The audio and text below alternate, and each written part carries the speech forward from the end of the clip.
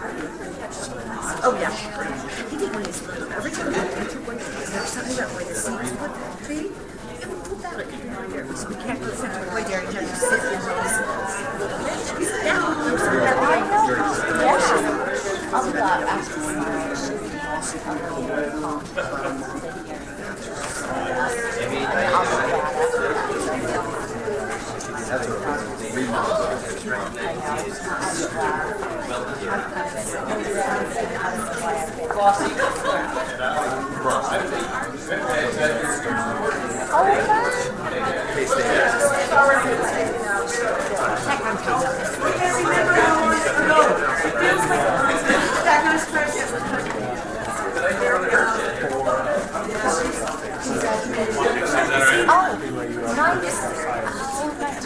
Yes. Would you leave me alone? That's a good idea. Oh, that's a great idea. No, yeah. Same here.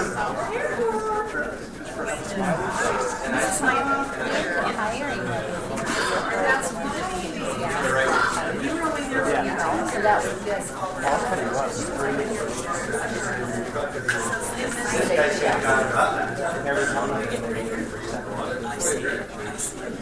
How you doing? You in there? Oh, well, that's... Oh, that. You're doing good. Oh, really? Yeah. Oh, well, that's good. Wow. Yeah, that's great. Oh, yeah. Oh, my God. Was it you? You're going to tell me that you thought county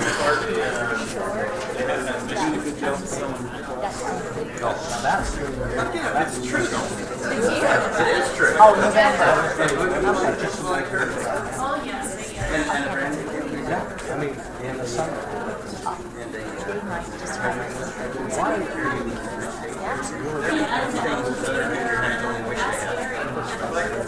Yeah. Or I guess St. George is a little far.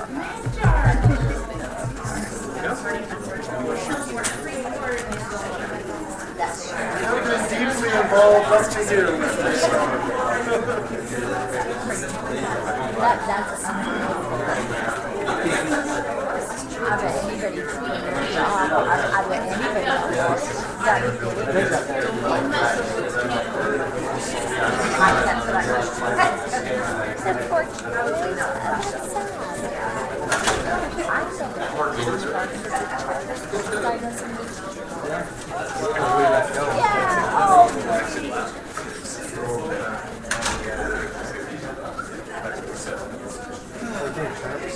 I don't know.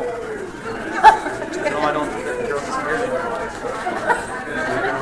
The kids are like,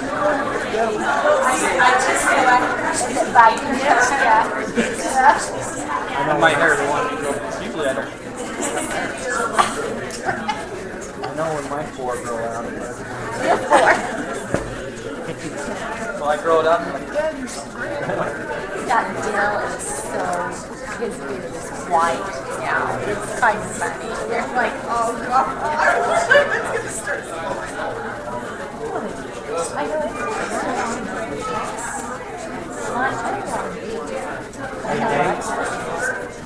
Have you heard any reports from He told me they got lots of friendly? some of them. I can have You know, they had a lot of The teach. I know you did, and that's good. In the classroom with the kids, I went through the whole because thing. there wasn't really needed Did stuff. 5. Well, 2 minutes down, we have it in national anthem. Yeah, exactly. That's the Cammy's credit, though. It's a good thing teachers out there.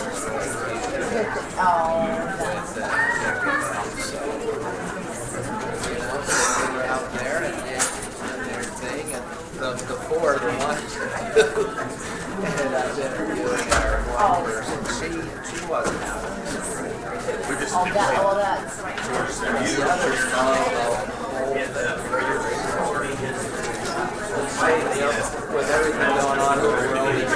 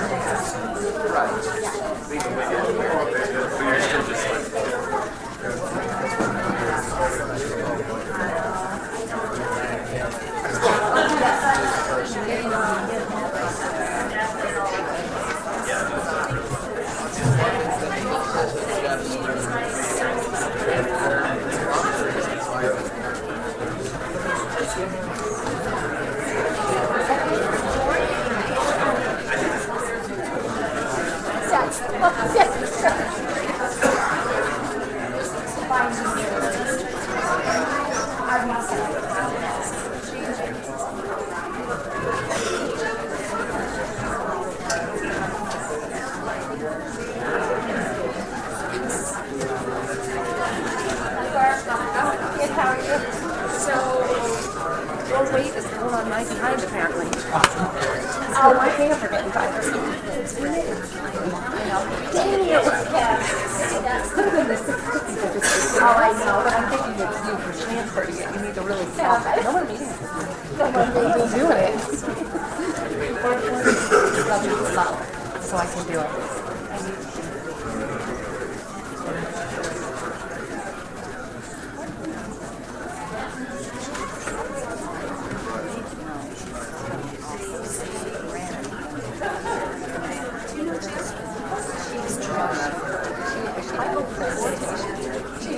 And I went, I'm so glad I opened it. We'd like to welcome everyone out to our board meeting this evening. We're just a hair late getting started. We apologize for that. We'd like to start our board meeting this evening with Ileana Nye and Margaret Perkins from Loma View Elementary in their storytelling program. And so we will turn the time over to them or the staff that will be introducing that. After they give their presentation, Margaret Perkins will lead us in the Pledge of Allegiance.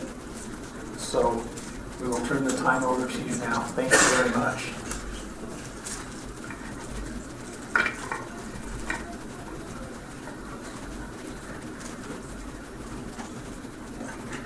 I'm Ileana Nye, and the story I'm going to tell you is called Backyard Battles. It's based on a true story in which I'm 6 years old.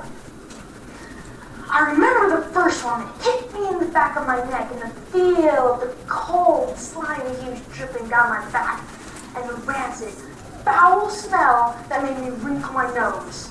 Ugh. I had been so excited. I'd been begging my dad for weeks if we could do it today. It was late fall and there was a chill in the air. We'd harvested all the vegetables from our garden that were usable, and all that remained were a few old squash and peppers, and a whole section of nasty tomatoes that were either rotten or hard green. I ran out to find my dirtiest clothes, the clothes I knew I would never use again. After changing, I ran outside and peered around. The rest of my family was also getting ready to start. I settled down around the corner, crouching low to protect my ammunition. The first shot was going to be perfect. Any moment, someone, preferably my oldest sister Jasmine, would come in perfect range. Unfortunately, it wasn't Jasmine, but even better, I suppose, was Colby, my oldest brother. I threw a hard green one in Colby's direction, who was roughly 5 feet away. It didn't even go that far. It hit the ground and bumped his leg. Oh boy, but come on, I was only 6. Colby yelled, "Hey!" I screamed and turned to run, but the juicy, rotten, sticky tomato hit the back of my neck. It sprayed my hair and dripped onto my clothes, and it slid all down my back before landing on the ground with a wet slap. Oh, I cringed. Ah. So much for that perfect first shot. But there was no time to lose. I threw another one at Jasmine this time and hit her in the shoulder, and the battle was on. I ran across the backyard, stopping in the garden to pick up another tomato. I squealed as Dad threw one playfully at my legs. I threw my next one at Mom. It missed, which was very lucky because Mom yelled loudly and reminded me that she was not playing, just taking pictures. I I turned just in time to see Colby step onto a small table at a run and vault over the fence that separated our backyard from our front yard, so that the tomato my dad had thrown without mercy at him sailed over his head and hit the ground with a splat. My dad and two brothers were going absolutely berserk at each other. There was a continual whoosh and whack. There was barely a moment I wasn't throwing a tomato or getting hit by one. And then, aha, Dad was in a good position, but as I raised my arm to throw a tomato at him, there was a loud series of wham, wham. My youngest sister had been hit in the face, and we all had to wait while she calmed down and Mom scolded us to go easier on her. And then, ouch!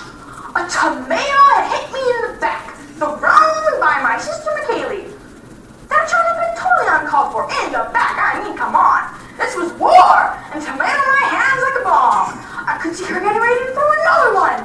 We sized each other up, glaring fiercely.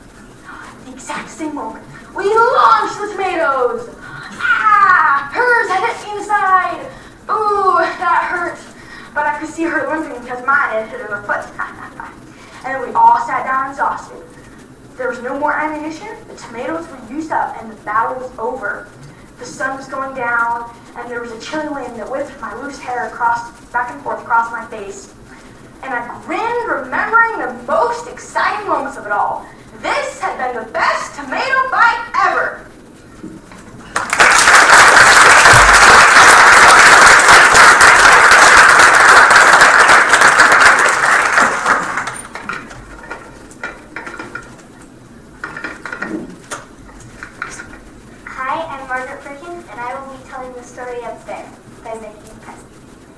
A small whooshing sound, a plop, a bounce, and a kind of squeak.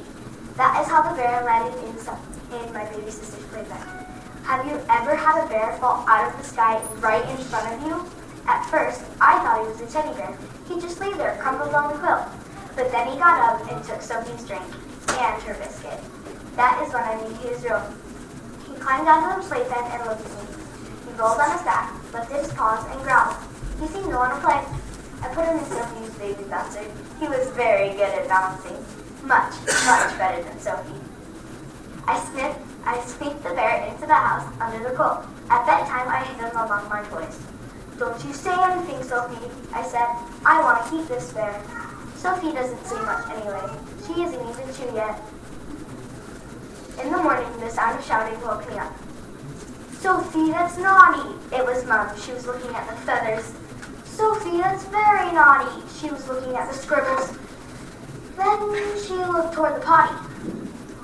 Sophie, she said. Good girl.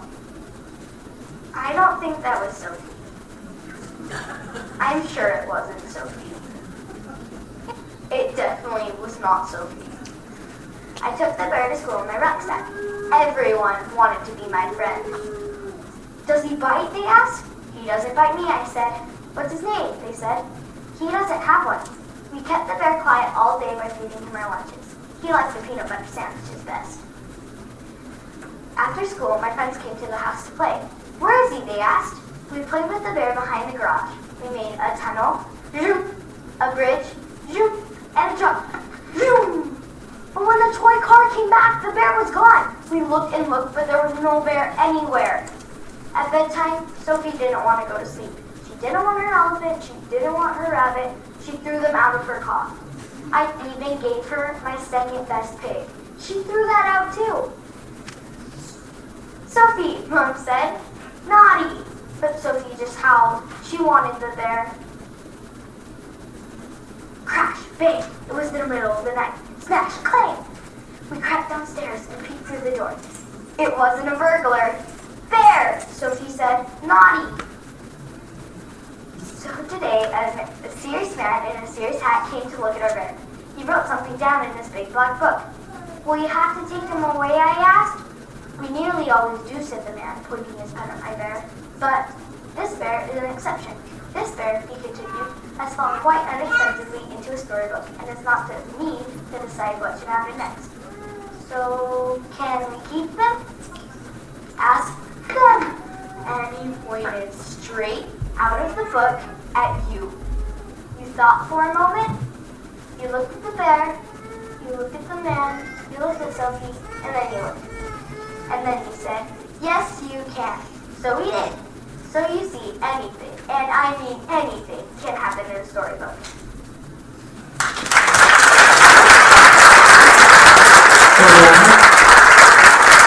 Ariana, if we can have you stand up, we got another round of applause for both.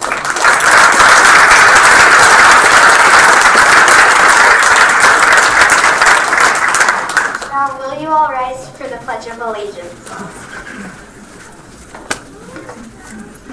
I pledge allegiance to the flag of the United States of America and to the republic for which it stands, one nation, under God, indivisible, with liberty and justice for all. Again, we'd like to thank the students of Loma View Elementary for their storytelling tonight. Thank you.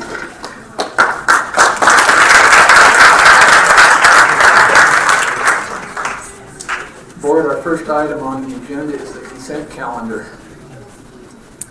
You have reviewed it. Do I have a motion to approve the consent calendar? So moved. Been moved by Doug Hirsch. Second by Mitzi. Any discussion? All in favor? Opposed? Thank you. We now can move into our recognitions, and we're going to turn the time over to Art Hansen.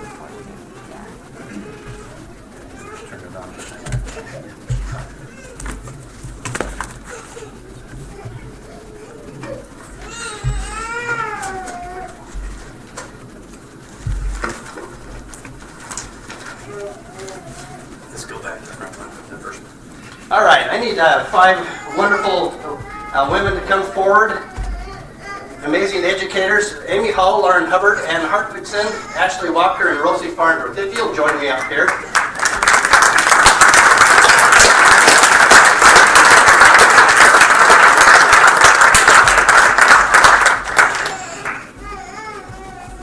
Board Superintendent Stevens, this is the Orion High, or Orion Junior High, excuse me, intervention squad. They are an amazing group of educators who have taken upon themselves to make sure that students can't fail, or if they're going to try, they're going to hassle them until they get their work in. And it's a intervention by design. It's a neat program. Your principal, Mr. Harris, he think I'm not going to take the time to read the entire letter, but he just gushes about you and your efforts. But let's talk a little bit about this E+ team. Our first are the Titan tutors with Lauren Hubbard and Amy Hall, and they have an advisory period at the school, and during that advisory time, they team 9th grade honor roll students with 7th grade students that might need a little extra support. And the results have been amazing, and if I could just share some stats on that. During February alone, these two were responsible for 125 missing assignments turned in. So, and not only do they work with them to get assignments turned in, but they also, they give those 7th graders a role model to work with, someone that can not only tutor them with tough math assignments or other difficult assignments, but they can also teach them the ropes. How to survive as a 7th grader. Now, if you remember being a 7th grader, wouldn't it have been nice to have a nice 9th grader that was looking after you? Great job. And our next two this is working lunch with Ann Hartwigson and Ashley Wagner. And during working lunch, teachers recommend a group of students to come and work with them. And on Friday, the students are notified to come in. And for the next week, they go get their lunch 5 minutes early and take their tray with their food into the classrooms where they're going to, and this is more geared for the 8th and 9th graders, I believe, correct? And during that time, they work with them, talk to them about what they're missing in different classes, and they've seen extreme success. In fact, the improvement that's happened is miraculous. When you look at just 1 week of working with students, some one-on-one attention, 20% grade bump after 1 week, or 1.5 grade bump. So very, very impressive. And this is by design. This doesn't just happen without caring people who are going to put these efforts in. And these are extra efforts to do this. This is above and beyond that what a call would be of a normal teacher or a secretary. All right. And finally, the fifth member of this team is Rosie Farnsworth, and Rosie's awesome. Worked with Rosie. And she has a 7th grade skills class where she gets to work with kids for the entire semester. And she is on them. In fact, Mr. Harris says that kids, you can see Rosie during her prep period with a sheet of paper for a kid she's looking forward to, because all of a sudden she sees there's a missing assignment or the grade slipped down to an F. And she's been able to bring up some amazing scores. So when you look at the team, the number of Fs at midterm last year, there were 186 7th graders with Fs. This year there are only 93. Once again, by design. Great effort, A+ team. Thank you so much. And we're proud to recognize you. We have a little award we'd like to hand you. But first, we'd like you to kind of share who's here with you tonight to support you. Okay. My wonderful daughter-in-law, Melissa. Wave. Okay. My husband works out of town, so he's gone. My son-in-law my son is gone. My other one lives out of town. My daughters are both gone. So I've got the real trooper right back there. Thank you, Melissa.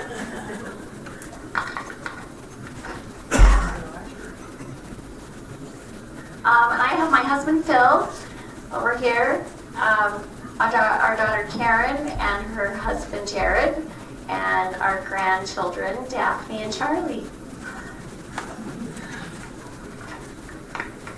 I have my father Phil Wagner, and then they didn't just come for me, but we have some of our Orion teachers and secretaries here as well, which we couldn't do what we do without these guys as well, because we have tons of support at Orion. I echo what Ashley says. It's a team effort. We all do it together. And I'm just really happy that 3 of my kids could be here with a lot of my cute grandkids. So. Hi, everybody. And my husband. Who's dreaming those grandkids.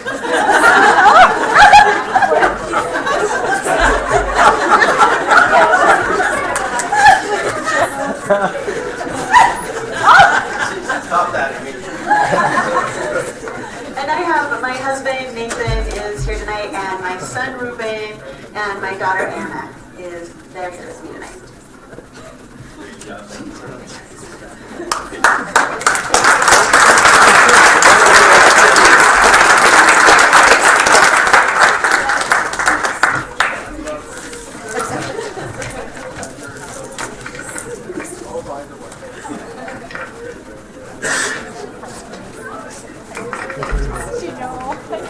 And they're all good. Phil's all good.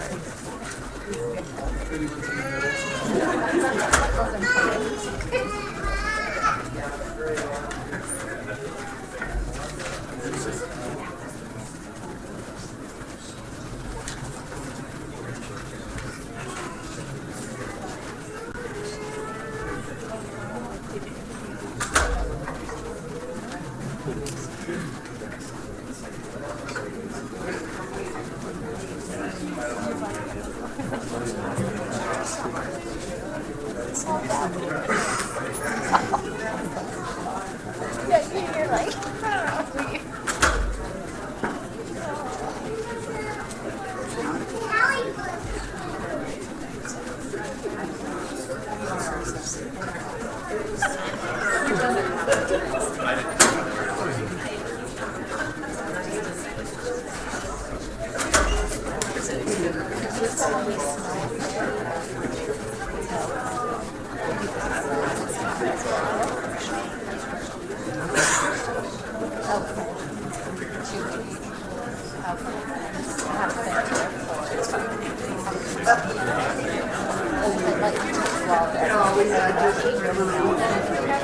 last time. A lot of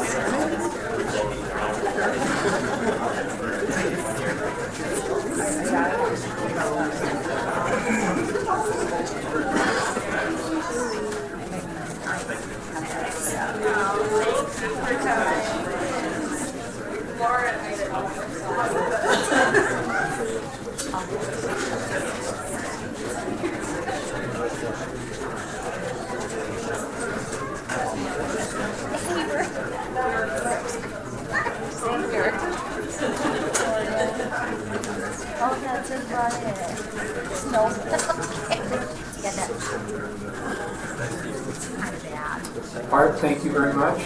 Now we'll turn the time over to Carla Porter for the I Love Teaching Award. Superintendent and board, I would like you to meet Janice Jones. Janice, come on up. She's going to be receiving the I Love Teaching Award.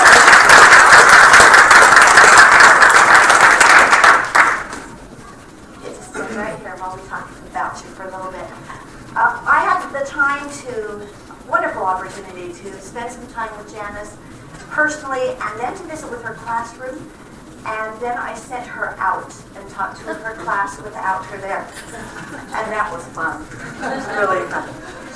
Here's a little bit of information about Janice. She started her career at municipal. She taught 4 years, 1st, 4th, and 5th grades. And she's been at Roy Elementary for 14 years teaching 4th grade. And when I sat down with her, I wanted to just get her feel of education and her feelings. And she's an incredible woman. She said, I love that moment when the students get it and their eyes light up. She said, each child is an individual and you have to know them well so you know how best to teach them. My students know that we accept everyone in our class and that all of our differences are a wonderful thing. And I was really impressed with her motto. She said, I tell my children, try harder, because every student can do that. And so I was there on Monday morning as students came in from the weekend. And it was amazing. They were excited, and each of them had to have individual time with her to share what they had done on the weekend. And to watch her do this with each child, you could tell that that child felt that he or she was the most important person to this teacher. I was exhausted after about 3 minutes, and she just kept going. So that was really fun. Let me share with you a few things that Shelley Roberts, her principal, who nominated her for this, said. She said, she is steady, strong, creative, reliable, kind, hardworking, and so much more. She's an exceptional educator, respected by colleagues and admired by students. She finds ways to help students stay in the struggle. In an effort to teach her students perseverance, she invited her 2 sight-impaired sons to speak to her students. She teaches her students that anything can be accomplished if you set your mind to it and believe in yourself. And Ms. Roberts says, our school would be very different without her. Her positive attitude and willingness to do whatever has made Roy Elementary a great place for students to learn and grow. So I sat with your 2 teammates. That was fun too. And, come on. We have Terry Parslow and Melanie Olney. And this is what they had to say about you. They just willingly shared so much. She's committed to her students and committed to education. She's willing to share everything. She even texts us on the weekends with ideas. 2 words define Janice: giving and sharing. She's willing to tackle the big projects, and her fossils were amazing. Amazing. She voluntarily takes our students to teach them. She teaches hands-on so students have a greater understanding. She has a great rapport with parents. She's very flexible. She's a team player. She's the most hard-working teacher I have ever met.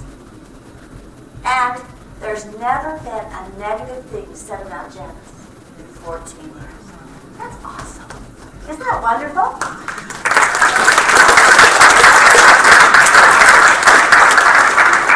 So then I stood with her students and sent her out. And I said, tell me about your teacher. And they just started throwing out these words. I said, slow down. I have to write this. Ooh, what happened there? Trent? That was it. We love technology, don't we?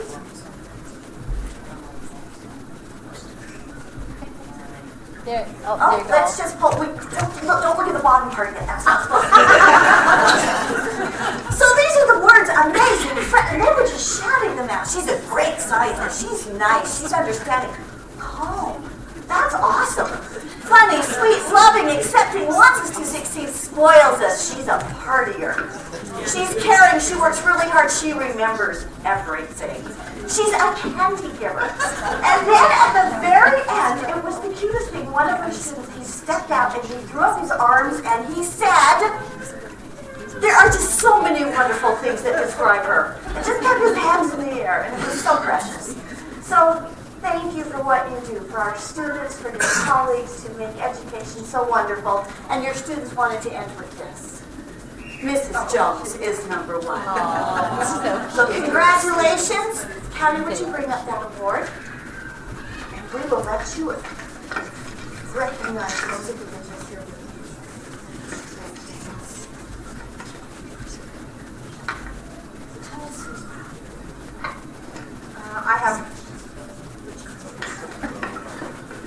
I have my husband, Rudy Jones, is here. My children, Josh can't be here, but I've got Ryan, Brett, and Heather. I have my daughter-in-law, Lisa, and 4 of my grandchildren. I got McKay, Kirtland, Riley, and Bridger here. I have my wonderful principal, Shelley, and my wonderful Roy Ram friends. My colleagues is Melanie and Terry are here. Lindsay, who I grew to dearly love, is here, and Debbie, which is a great friend in the library. And then I have another special friend, Jenny and Dusty, who are here, that are part of our family. So thank you so much for coming. And I just want to say that teaching is the very best profession that you can have. Thank you very much.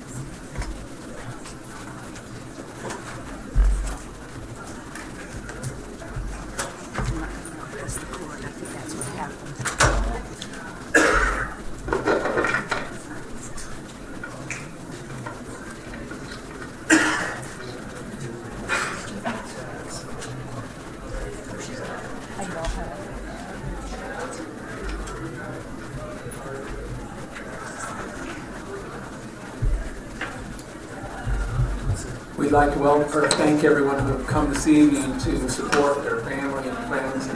And we are not offended if you get up and leave at this point. So don't worry about it. All of a sudden the room tips this side.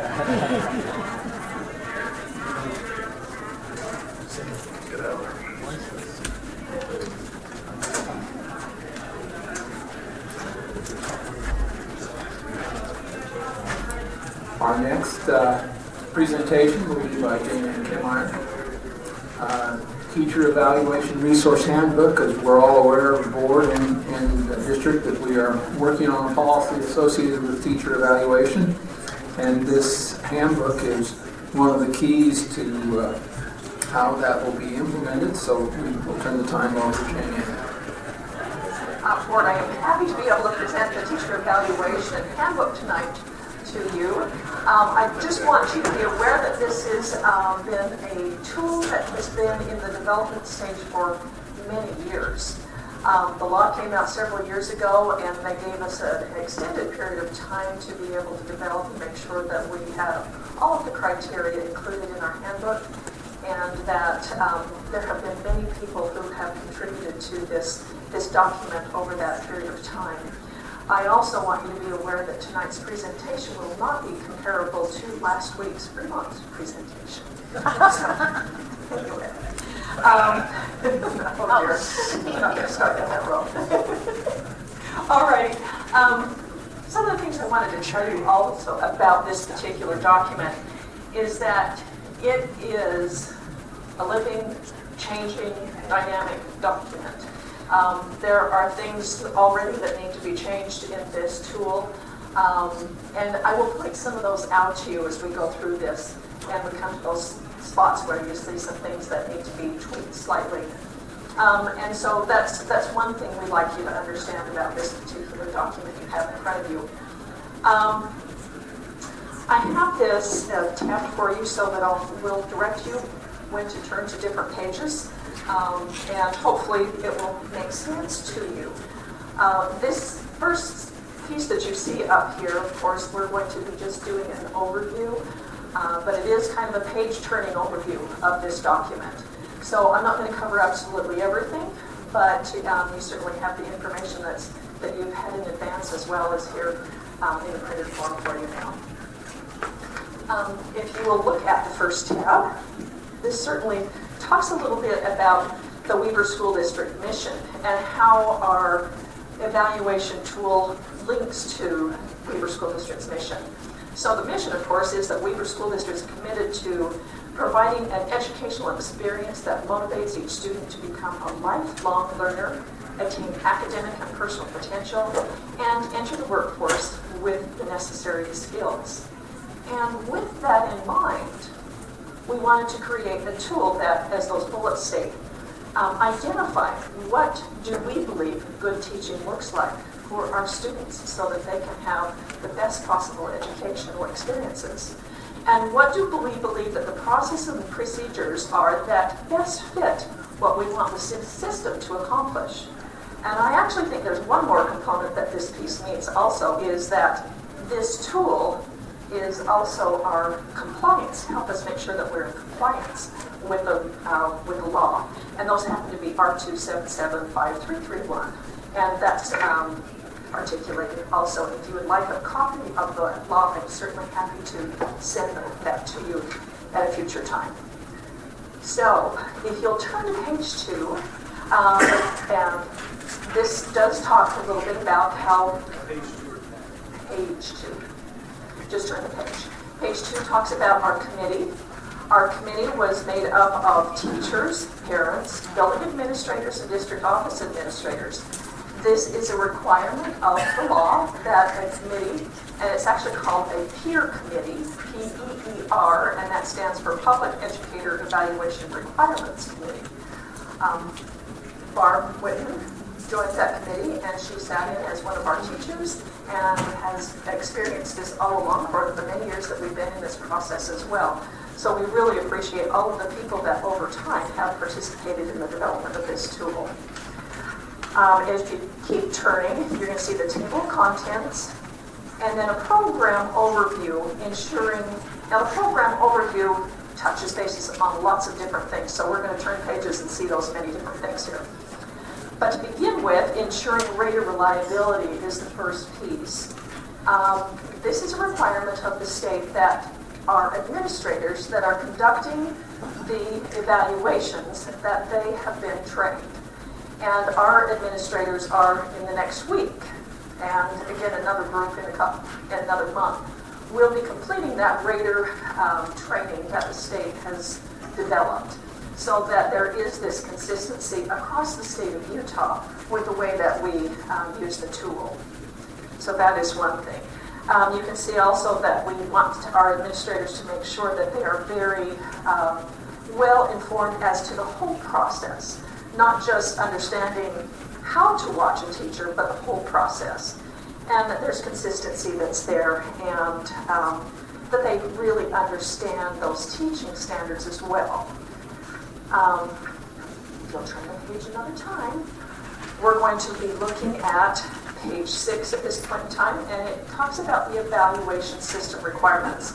This is actually on tab 2. 2. I just want to make sure I keep up on my really fascinating PowerPoint here. Anyway, tab 2 does cover all of the components of the law as well as everything that's in here. I'm going to touch bases on them right now, give you a little bit of information about them, but as we go farther into this information, we'll give you a little more detail on each of these.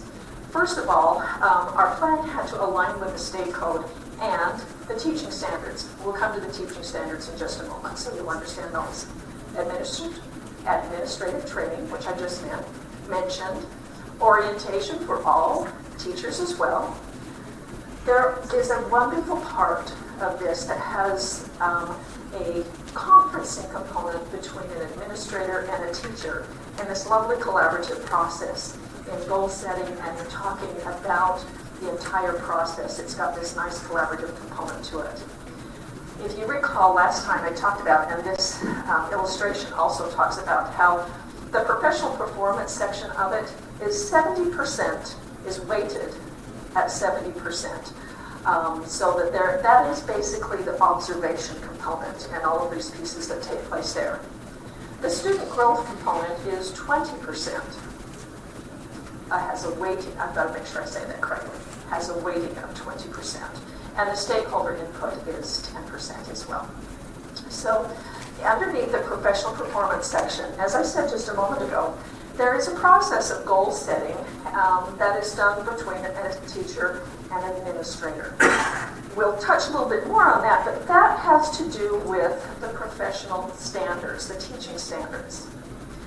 Then the observation would take place. Now it runs that same cycle as all of the years have in the past, with any other observations that we've had in our system before. For a teacher that is a career teacher, that is done once every 3 years. For a provisional teacher, those teachers have 2 to 6 observations for the first at least 3 years, and it can extend up to 5 years. Then an administrator also conducts walkthroughs, which is something that is very valuable. It's a nice opportunity for teachers to receive feedback from their administrators and an opportunity for administrators to have an ongoing experience in classrooms. And then, of course, there is a form that we will look at in a few minutes that takes all of this information and all of the data and summarizes it. That form gets turned into HR, and that form will actually come in on an annual basis. But for those that are career teachers that only have to have that evaluation once every 3 years, it stays the same score unless a teacher wants you to come in as an administrator and redo the formal process. So it's really the same score even though it comes in annually. We also have a requirement of submitting to Cactus every licensed employee's final rating on an annual basis. So that goes down to the USOE's Cactus. The student growth component of it, there's another goal here that is set. This has to do with student growth. And I said before there was another goal that is set, and that has to do with teaching standards. So one is student-oriented, and one is my personal professional growth-oriented. So I have these 2 different kinds of goals. We're going to talk a little bit more about how that student growth is determined. And then the other one is stakeholder input. And stakeholder input, we have surveys that we have developed. And the surveys are sent out to parents and to students for the teachers, and then also sent out to teachers for our administrators. Now there's one more component that you don't see here yet that needs to be added. Now this is the one thing I was going to tell you about. That is a spot, this is why this is so dynamic. And this has to do with basically performance pay. You've all heard about performance pay, and yet it is so vague at this time at the State Office of Education and what the guidelines are, and yet they're telling us that it's about time to implement this. We came up with a plan of action, but we haven't actually put it into this plan yet. You have that in front of you. If you take a close look at it, it's a separate sheet of paper underneath your book. And it's called Evaluation, Rating, and Salary Implications. This is hard to put into words. It's easy for me to just describe, but it was hard to put into words. So if any of you have feedback for us as you look at this, again, we're certainly happy to take feedback on this continuing.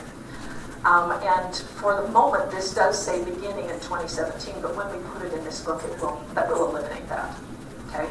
So beginning in 2017, educators who receive a final evaluation rate of effective or highly effective will maintain their normal pay scale advancement. So if you think about that, I'm a 6-year teacher. Next year I'm going to move to a 7-year teacher on our pay scale. The next year I'll move to 8 on our pay scale. So that would be a normal advancement for teachers that achieve their effective or highly effective score. Educators who receive a final evaluation rating, this is the final score, of not effective or minimally effective will not advance on the salary schedule until they receive an overall effective rating. Educators in the following situation will be held harmless. So our brand new teachers who are truly developing will be held harmless on this salary implication. So they will not have, if they happen to have a emerging effective, which there is a category of that, they'd be held harmless to this lack of advancement, should they have an overall score of that. And or teachers who, even if I'm a 12-year teacher, and let's say I have a new subject added to my schedule, or I change grades in what I'm teaching, I have a 1-year time frame that should I drop from effective to emerging effective, I'm still held harmless on this. Now, if we try to draw an example of what this looks like. So, if I were a teacher, a 6-year teacher, and I received a rating in the school year 16-17 of minimally effective, a plan of assistance would be developed, and we'll go through that. And then the following year, in school year 17-18, I would stay on the pay scale of the 6th year. I wouldn't advance on the pay scale. Okay? If in that same school year that I stayed on the pay scale, I then received an effective, I begin the advancement of the schedule the next fall. If then on year 7, or on school year 18-19, 2018-19, I will have moved up to 7, and I also receive an effective, I will be advanced on the pay scale. But the next fall, on 2019-20, I get to go back to where I was before. So I kind of skip a year and go back to where I originally was. So this isn't a career-long punishment for having 1 year where I was still working on getting better. But it is rewarding someone who has multiple years of achieving an effective score. That's our proposal for this right now. And the state is requiring that we have a process for that. Can I answer any questions on that at this time? I'm not going to come back to this in this presentation. Yes, John. Will you share with us the determination of effective? Yes, you'll see that. You'll see that as we go through. Okay. Other questions? Okay.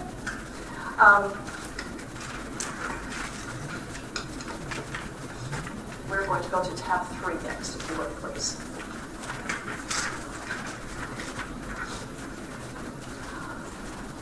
On tab 3, these are the effective teaching standards. And these are the standards that are listed there, but you have another document underneath your book that looks like this. This is the training tool that we are using with our administrators right now. And as you can see, the standards are running down the side. This is the standard that's just listed here. But then the rest of the information that you see here is a rubric for where you place. So Janice, this might answer your question a little bit. And then we'll show some other things that will answer it even better.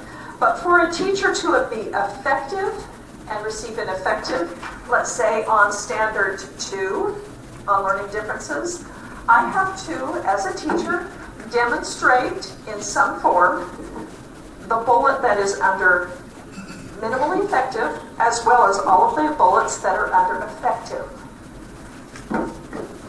So I have to, it builds, so it's this and this to be able to receive that reading under that particular standard.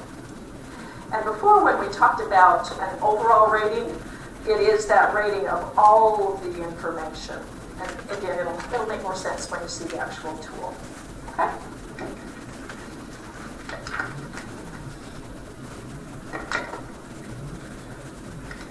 If you really want a lot of information, there's another document on the State Office of Education, and they've written a whole book about the standards. So this is where all of this information comes from, is this document that's right here. So, Gina, I have a question. So all 10 standards are weighted equally? One is not considered higher than another? That's correct. As far as the standards go, yes.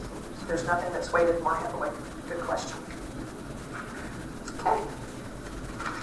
If you'll turn the page to the next tab, but just turn the page, you're going to notice 3 different documents. One is an overview for, if I am a provisional teacher, I fit in the first column. And those are the things that I need to do as a provisional teacher. If I am a career teacher, those are the things that I do as a career teacher. And then there is a column that talks about specific, the plan of assistance, and then even going into corrective action that's listed at the bottom. That's on page 10. And then we've got a whole bunch of forms here that provide assistance for everyone knowing what they're supposed to do. If you turn the next page, it has just specifically the Educator Timelines. So there's actions, there's forms, and there's due dates.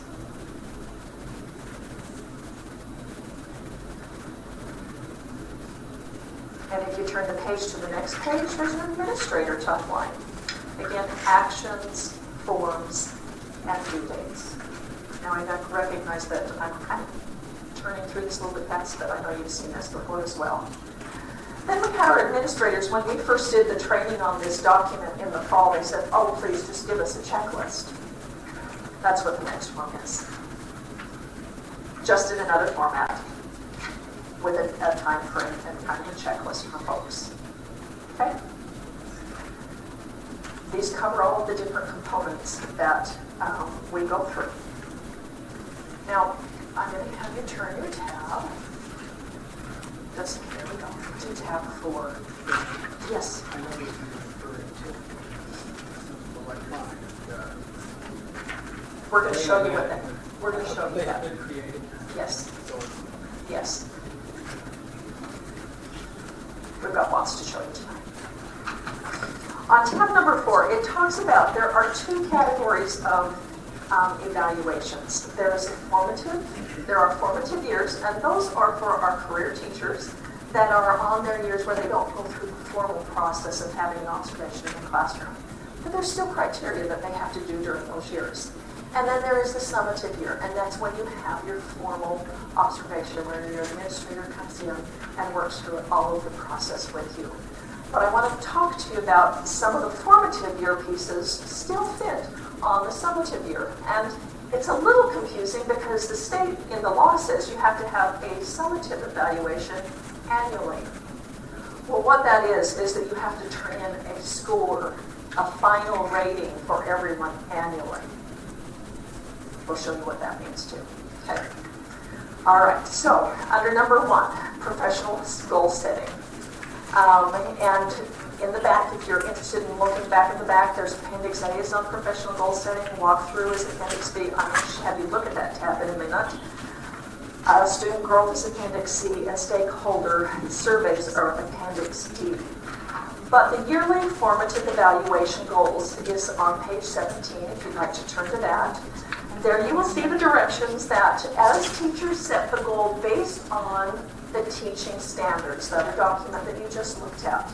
They set one goal based on that. Now sometimes an entire team will choose to work on the same goal and work together to get really good at this standard. Sometimes it's something that a teacher chooses personally that they would like to develop on. And sometimes it's something that an administrator and a teacher have agreed together that they need to work on. So this is the professional development for the teacher themselves on that particular goal. This happens again, as I just said, 3 times a year. There is a goal setting in the fall. There is a winter check time, and then a spring determination if they have achieved that goal. Now, a goal can be multi-year as well. So I can keep working on the same goal for multiple years if I choose to do so as a teacher. Okay? The form for that is seen on the next page. This is a digital form. It's just shown in our document. It's just black and white. And then if you turn to the next page, page 19, you'll see walkthroughs. Walkthrough observations are, in my opinion, a very valuable process. And it really is an opportunity for a teacher and a principal to have nice conversations about what's going on in the classroom. They're just very brief, as it says, a walkthrough. And there are many forms for administrators to use. Sometimes the school has a school initiative going on. An administrator may be using that, what they're looking for as they walk through, to see how teachers are doing on this initiative. There are some forms that we've had committees develop, and are thanks to our tech department, they are available for our administrators to be able to go through and check and give immediate feedback to our principal or to their teachers. They are on Appendix B, and there's a little tab back behind the number tabs. It's just plain. That is Appendix B. And if you want to just take a minute and look at some of the different walkthrough documents that are available to our administrators and our teachers, kind of give you an idea of some of the things that they are looking for as they do walkthroughs.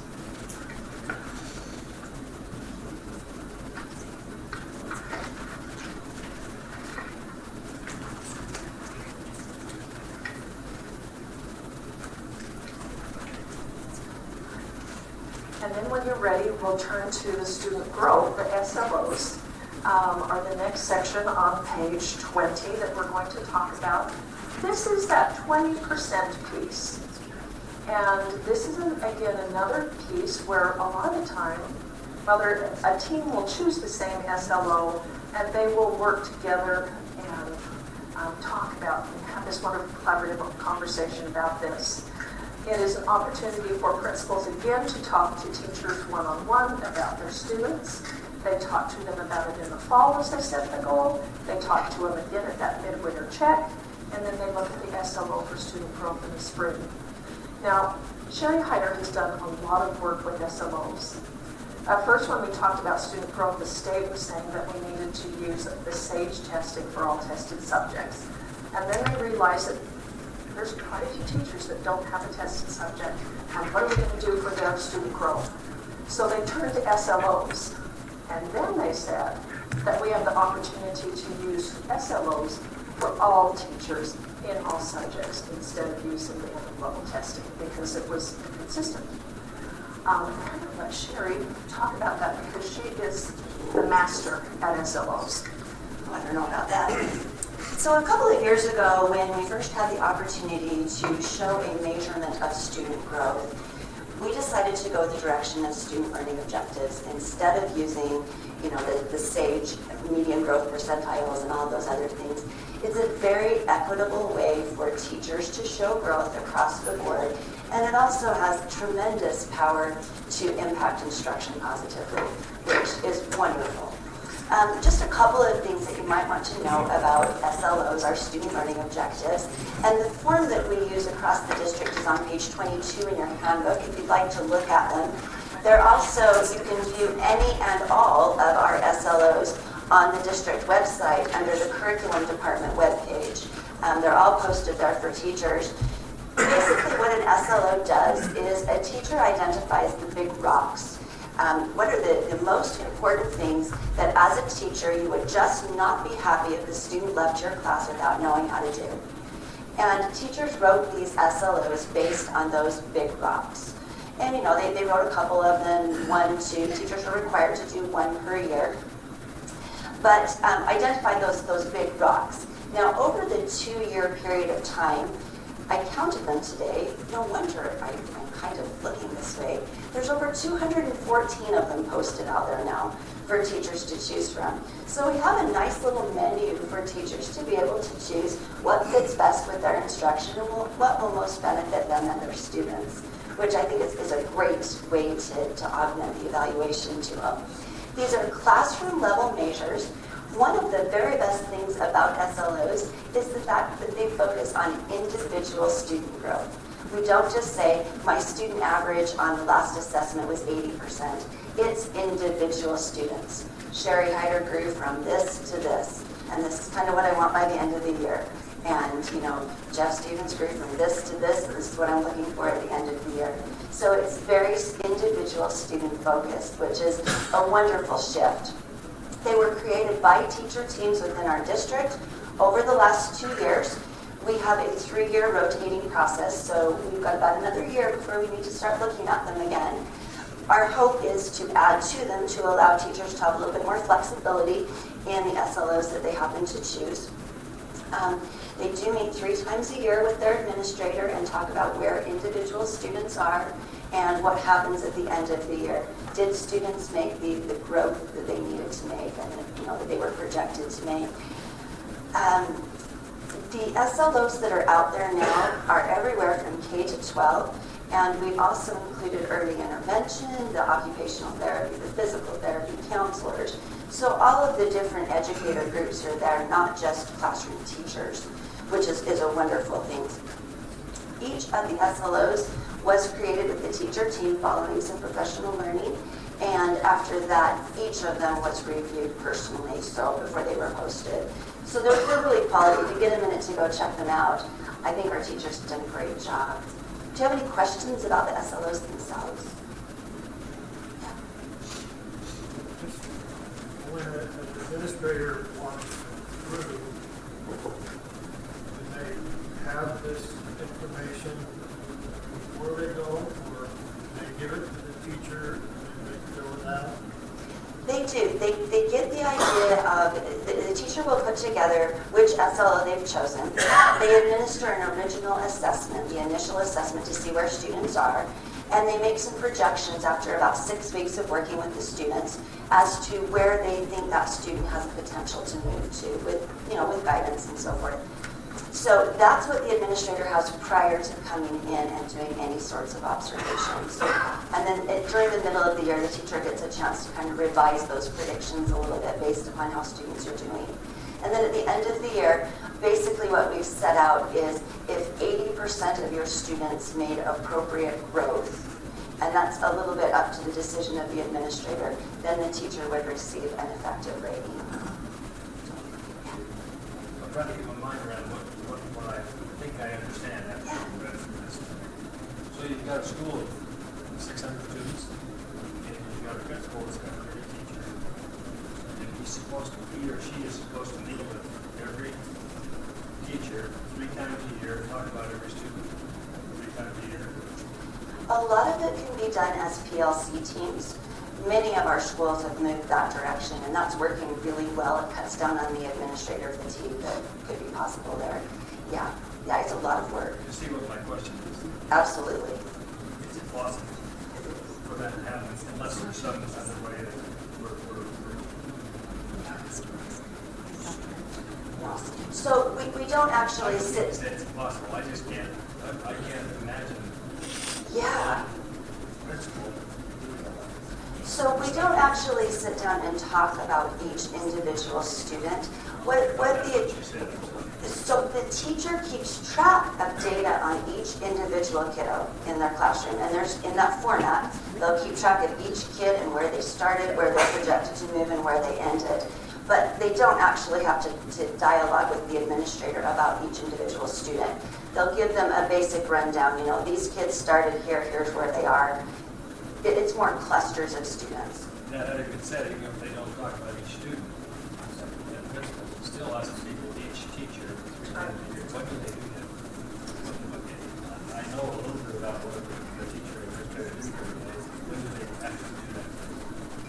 It's a lot of work. Every administrator has kind of come up with a different plan of how they manage that time need. However, I will tell you, I was just talking with Wendy here a minute ago, sorry to put you on the spot, but although this is a lot of work, we've already seen tremendous growth in our teachers. And that interaction between the teacher and the administrator is so powerful that I think our administrators are willing to do that extra work. I'm not questioning that at all. I'm just in earnest. I'm asking, when do they do that? A lot of that would take place before and after school, those kind of conferences before the beginning of the school year. But Rick, you are absolutely right. This has been one of the process is a great process, but it's been a real concern for our administrators just about being able to handle it.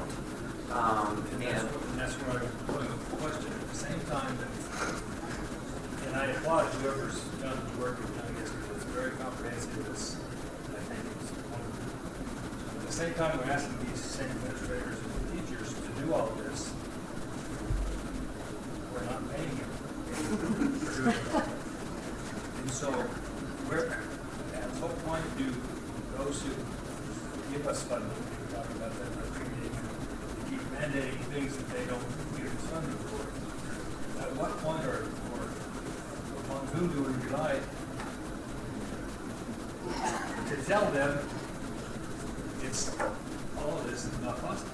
And then we think at least about filling teacher vacancies and people going into the field. I totally agree with you. So, one thing to kind of keep in the back of your mind, remember that once you're a career teacher, you don't have to be evaluated every single year.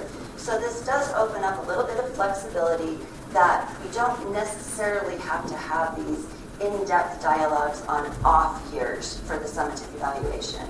So that does cut down on the workload a little bit, but we're right there with you. It's a lot. Thank you, Sherry. Thank you for that observation, because it's always an ongoing concern of ours about the time that this evaluation process takes for both teachers as well as administrators. If you'll turn to page 24, we talk about that last final 10%, which is stakeholder input, and we are getting that stakeholder input through surveys. What we're doing with our surveys is not the information from the survey itself, but it has to do with what the teacher does with that information that comes in. Let's say that my data came back that I was not communicating very well with my parents, or that my parents felt I was not communicating very well. So I, as a teacher, may work to come up with some processes for better communication with my parents. And therefore, it's not what the survey says, but what the teacher does with that information. And you can see that rubric that's stated right below that as to how that could possibly be scored. Okay? And how that final rating would come on that particular section. Okay. I have the pleasure of turning the time over to Kevin, and he is going to talk about the summative process and look at some of the tools with you.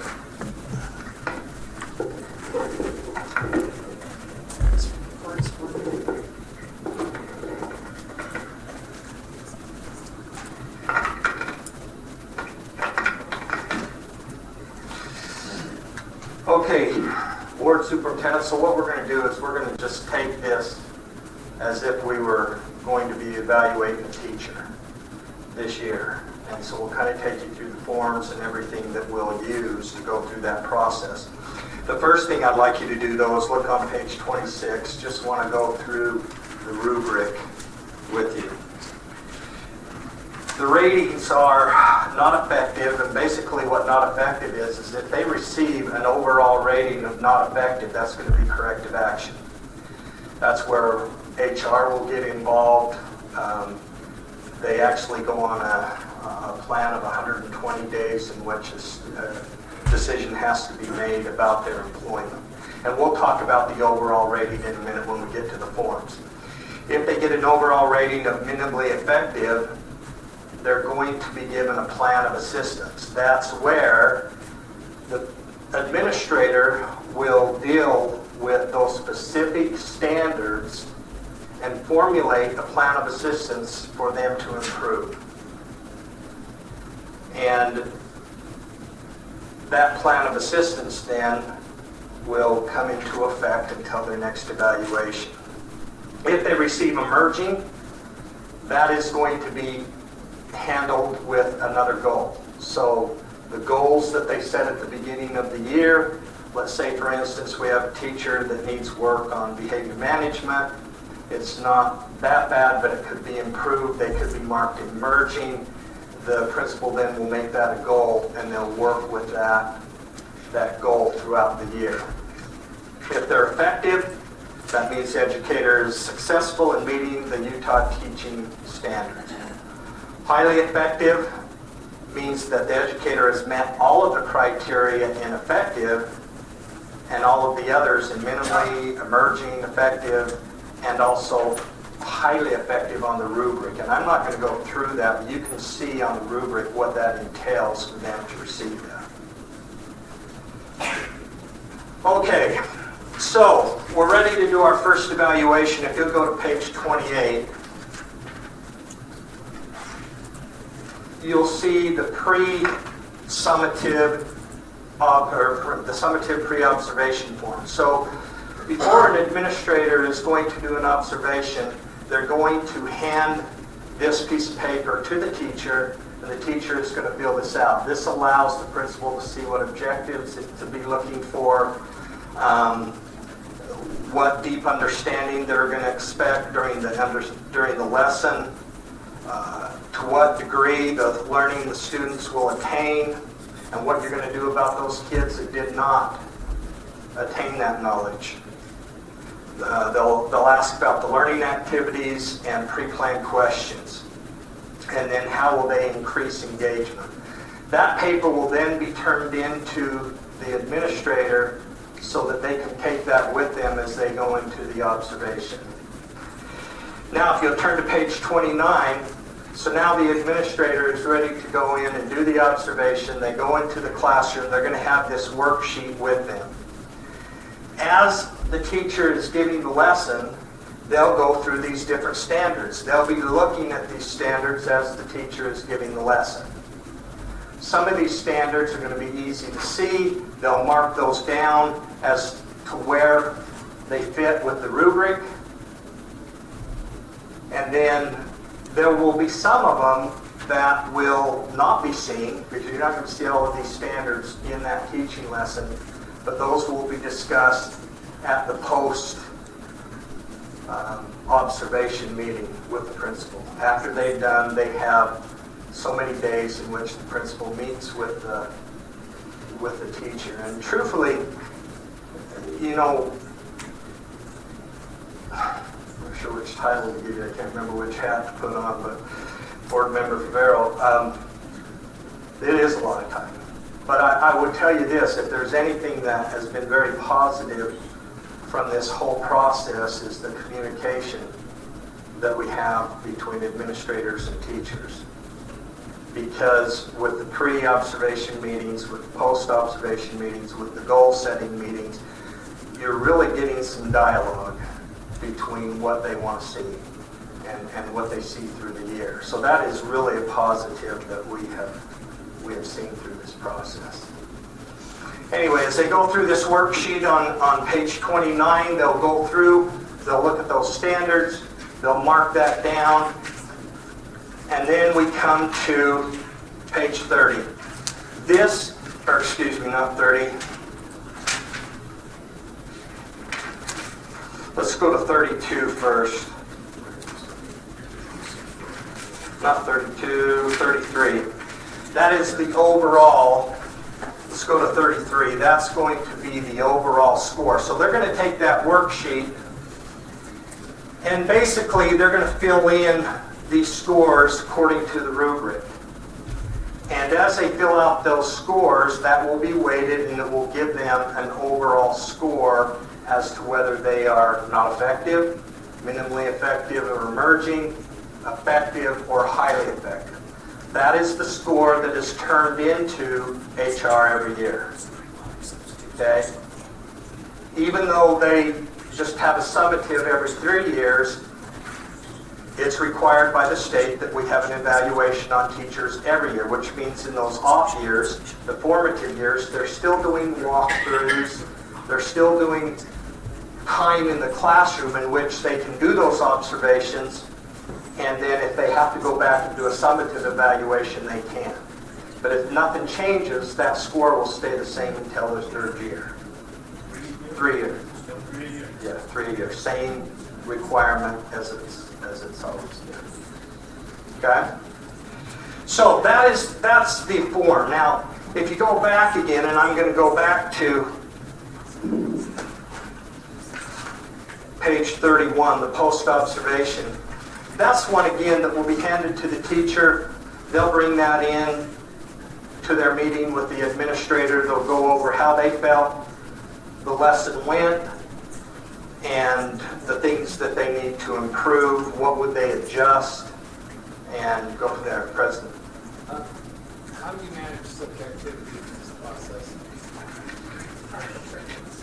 That is really part of the training that we will have with the state office. We actually have them coming down to do rater reliability training with us, with every administrator. I wasn't aware you could train people out of some of that. Well, there are, they say you can. And we're in the middle of that training itself, to be as have as much subjectivity as we can through this, objectivity through this process. Without bias. Yeah, there will always be personalities and relationships and whatever. Yeah. And it's a great process. It's timely, or time-consuming, I should say. But also, I would like to see if it can actually happen objectively, so we do get the goals out. The teacher grows from the process, not feels like they're just getting beat up because he or she doesn't like it. And truthfully, that's what we are trying to train our administrators. This is not a gotcha tool.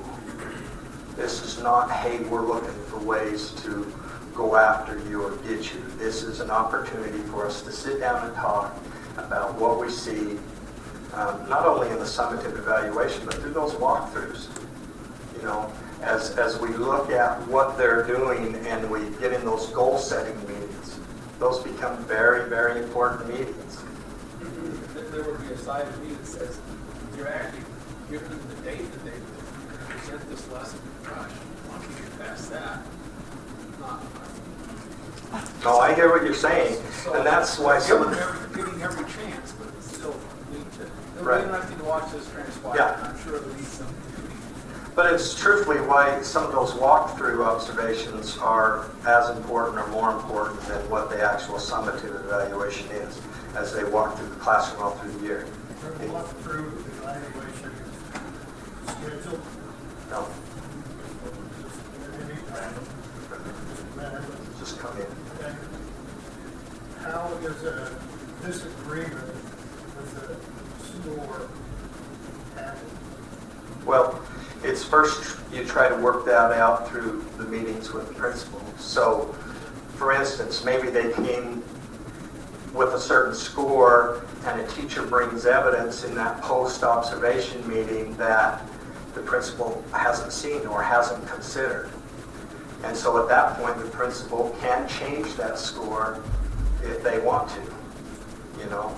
And if not, if it ends up in a disagreement, it's kind of the same process we've always had with whatever evaluation tool we've had, and that's they could grieve it, and then it would go through the grievance process where different people would listen to the arguments on those sides. Superintendent. I do want to just remind that there is a process of training administrators, and that's kind of initiated at the state level in rater reliability, which means, if all 9 of us around this table were going individually and observe that we would rate the teacher at, roughly the same level.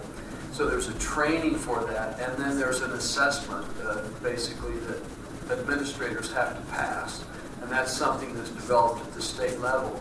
So they're going to be, certified, so to speak, with that degree of greater reliability. But the questions that you're asking are spot-on questions, and hopefully this process, the training that will take place on the part of administrators, will help to address that, so that there's not the degree of subjectivity that would create a lot of disparate kind of scoring. That there's a sense of reliability in what you're seeing, and that comes with training. Two other forms, just want to show you real quick. Page 36, if for instance we do come with an overall score of minimally effective, we're going to have that professional assistance written statement. That's where we come up with a plan to help that teacher out, so that they can see exactly what it is that needs to be improved to improve to be an effective teacher. The other one is just the intervention outcome form, so at the end of the year, when an administrator meets with everybody, they can look and see if that assistance plan worked. Okay? Now I'm not going to go over the appendices. You can look through those, but all those appendices, and there's really some good stuff in those, but it's really resources to help the teacher and the administrator as far as to look and different things that can help them through the tool. Okay? Any other questions? Thank you.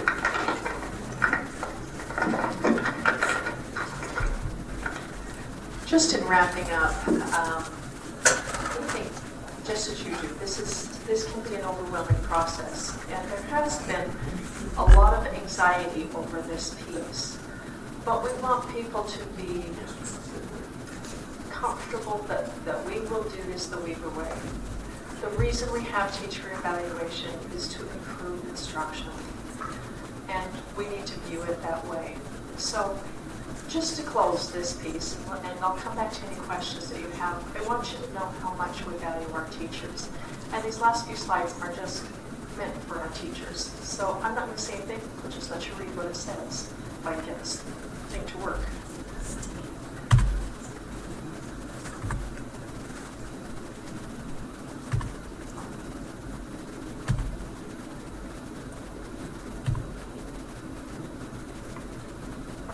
Questions? Thank you so much for your time tonight. Thank you very much, Jane Ann. That was very interesting. I can see there's a great deal of thought that has gone into this, and that will continue to go into this. And it is nice to see that these evaluations and mediations will be taken over to new teachers over periods of time, so it's not a do or die situation. It will probably be very apparent to the administrator and the teacher if something just cannot be corrected. And quite frankly, if something cannot be corrected, we would like a better teacher in that position.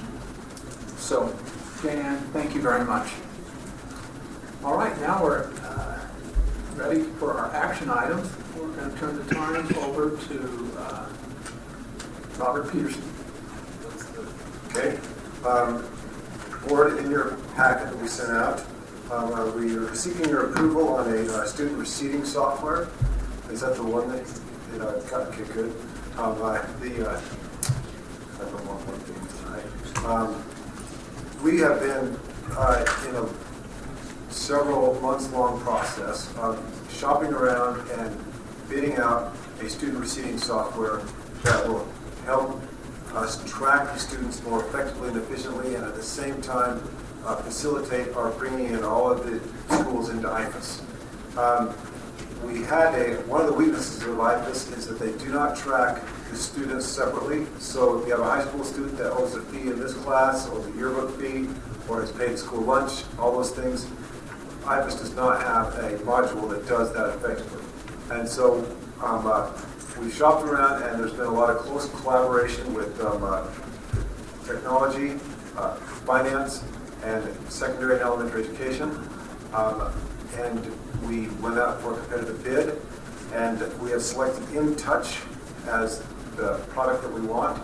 And in the long run, we think they're most effective. There's a lot of districts that use IPUS that also use InTouch, and we've really done our due diligence. And we are recommending that the board approve InTouch as our student receiving software. Board, do I have a motion to approve InTouch as the student receiving software? Moved by Mr. Roborn. Second by Mr. Farrell. Any discussion? All in favor? Aye. Opposed? Thank you.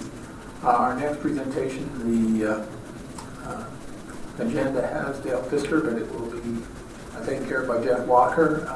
Contract on North Ogden Junior High remodel. Jeff. Thank you, President Richardson, Board of Education Superintendent. We've gone through the bid process and received bids for the new addition for the gymnasium at North Ogden Junior High, as well as a kind of a secondary bid to remodel portions of the existing school. The lowest responsive bid was from Saunders Construction. For the new gym is $4,748,000.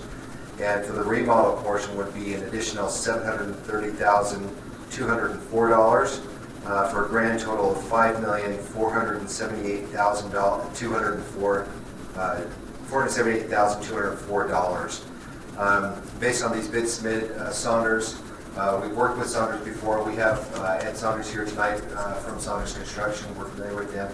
Also would like to recognize Gary from Bot Pantone, who is the architect for the project. So it's a recommendation to the board that we approve the build of this for $5,478,204 and to proceed with the new gym and the remodel at this time. Board, is there a motion to approve? So Moved and seconded by John and Doug. Any discussion? Yeah, you want it done by September 1st, and It's planned. We do have a plan to try and have the remodel completed by September, and then the gymnasium would be done approximately March of 2017. So, what's the $4 for? Pepsi's. Yeah, that's all right. Did we take a vote on that? All in favor? Opposed? Thank you and congratulations. I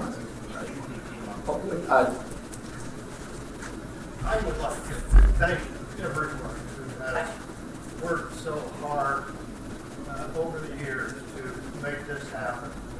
This is badly needed, desperately needed, to be honest. We have waited patiently for a long time, and I am so grateful that we've been able to do it. And Saunders, congratulations. I hope you get to work tomorrow. We're ready to go. Dean can take the sale sign down on his house. All right. Thank you very much, and appreciate you coming this evening, sitting through a long board meeting for that. We'll now turn the time over to Nate Taggart. Resolution adopting the Weber County Pre-Disaster Mitigation Plan. That's an awful. Weber County Emergency Management has put a lot of time and effort in putting together a comprehensive emergency management plan. With that, they have requested of us to sign a resolution accepting that plan. The plan has been available for public comment for the last 2 months. Other than some minor changes, it is presented as it was originally written for our approval.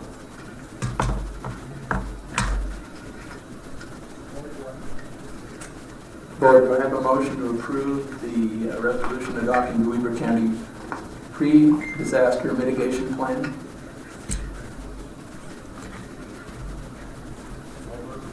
Moved by Mr. Oborn, seconded by Mr. Rivera. Board, any discussion? All in favor? Aye. Opposed? All right. That is the end of our action items. Now we have some discussion on tax rates that will try to maximize our state guarantees of funds. And so we're going to turn the time over to Robert Peterson. And this is just a discussion. There will be no action taken on this item tonight.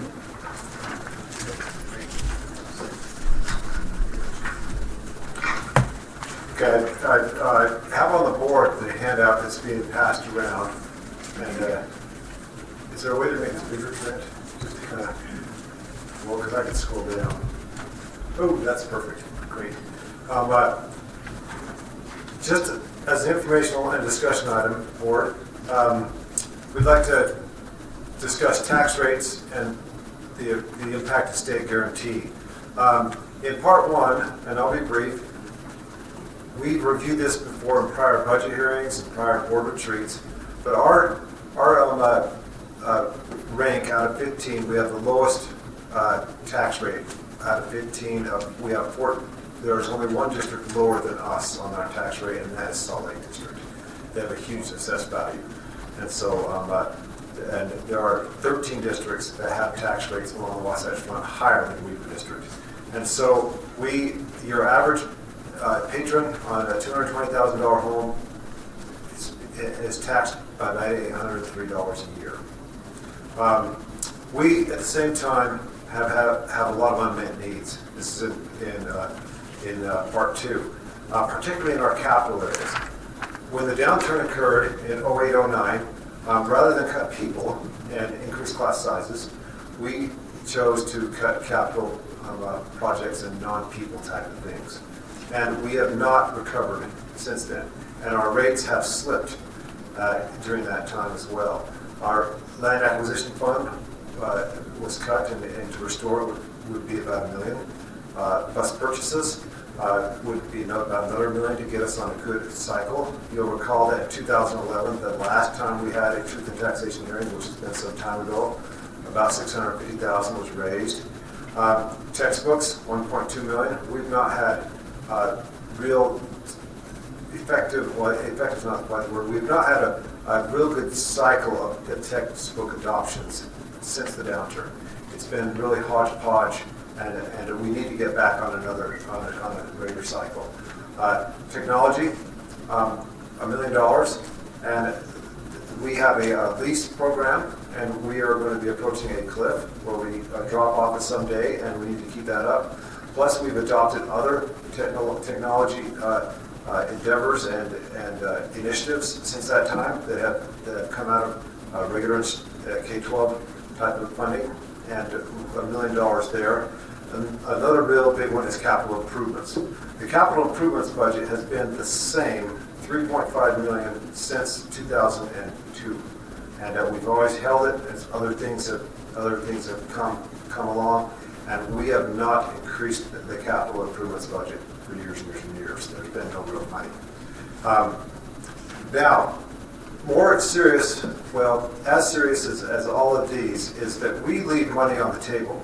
We are what they affectionately refer to as a property poor district. Large suburban districts in the state, the legislature has set up funding mechanisms to reward districts for their effort. And we don't have a very high effort, as you can see up here at 14th.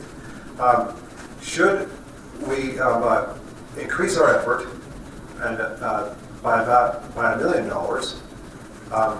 this would cost about $17.91 on a home per year, and it would net us an additional $418,000 plus $593,000, so over $1 million match. And this $593 is a base amount. If we were to increase our effort by $2 million, that would cost about $35 a year, $35.82, would net us another over $400,000 plus this $600,000 up here. We'd be well over $300 million in new money that would go a long way in funding these types of things. And then you can see the $3 million, which I just rehearse. It's just, it goes along in a pattern there. But this is the most interesting. To get to the average of the 15 Wasatch Front districts would cost us $113 a year on the average home. It would raise $6.3 million of local money and another almost $0.1 million in match. So $9.5 million in new funding just to get to the average. That's not the high, that's just the average. So the message there is we are leaving money on the table when we have a low effort, and at some point it will affect our long-term costs, because if you get too far behind on the infrastructure, it will come back to bite you. And we have a fantastic maintenance department, and they have been doing wonders with the money that they have, but we've reached a point where we need help. Also, just information, Part 4 is the state voted leeway guarantee. Our voted leeway is 000958, and we raise about $7.5 million locally, and because of the current state aid, with that we get another $7.1 million, and that includes SB 97 money. So about $14.7 million. So this levy is very important to us. This levy is this levy assumes this amount, 1091. Back 4 years ago, we had a 1091 levy, and they hold you harmless. That's our kind of our high point. And they assume that you're going to be levying, adjusting your levies in a 5-year period. And so we have up till 2018 to address this levy here, which we need to maintain at a level after 5 years so that we can continue this match. If we don't, then we're at risk of losing a lot of those matching dollars. Keeping that up to 1091, if we were to jump to 958 to 1091, that would be an additional $1 million for our district. The state, the board leeway is fine where it's at. President and board members and superintendent, the main reason why we're presenting this is just to make you aware that our district has low assessed value per pupil compared to many districts. We don't have the lowest assessed value, but we are in the lower range. And because of our low effort, we are not only generating real local dollars, but we're also leaving monies that the legislature encourages us to capture through these guarantee programs. Any questions? Robert, what would be a ballpark number so we don't leave legislating money on the table? You gave us a couple of suggestions, but what would, is your bottom one there, keep going down to keep going down, right there at 1609? Yeah. A year, is that the reasonable number to look at? If we're looking at numbers? Which number are you looking at? Oh, right here. This number applies to this Part 4 state, but we've got two things going. We've got a capital guarantee and we've got a voted guarantee. This capital guarantee, we get rewarded for the more effort. So we have a base of $593,000. We expect to get that next year, and then the more we raise our effort, not only do we generate local, but we will also generate additional dollars. It's kind of a tricky formula because it's based on 2-year-old data. Fiscal 14 data drives fiscal year 16. And so last year, as we set the budgets for this year, we tried to position ourselves as best we could to get some of that money. It's also a formula that really depended on growth. That's why you see districts like Alpine and Tooele, Nebo, that get a lot of these guaranteed dollars because they're growing rapidly, and that helps. We are winners with these formulas because of our low assessed value for people. If we were to grow by any measure, these numbers would only go up. And so to answer your question, I don't know if there's a real magical sweet spot because we'll just keep growing. Down on this Part 5 though, we do at the end, by fiscal year 18, need to address this shortfall of this, or Part 4 rather, sorry, Part 4. We do need to address this shortfall. And that we have ways and recommendations that we're studying Also, every time the legislature meets, and we'll be more clear, this is a good topic of conversation at the board retreat that we plan to have, where we can present more details to you because we'll have more information from the legislature. Thank you. Board, Rick, When you talk about growth, in a couple of districts that they're in a better position because they're growing. In what way are they growing or not? That students, they're adding significant numbers of students. That these formulas also reward growth in students too. Well, I'm having a difficult time reconciling that with 3 of our elementary schools that are overflowing. We can't even, Yeah, we have, that's district-wide. We have pockets of growth, especially in the north and west, but overall, our district only grew by 13 students. New students. New students, new enrollment growth, yeah. Enrollment growth. That's a good question, though.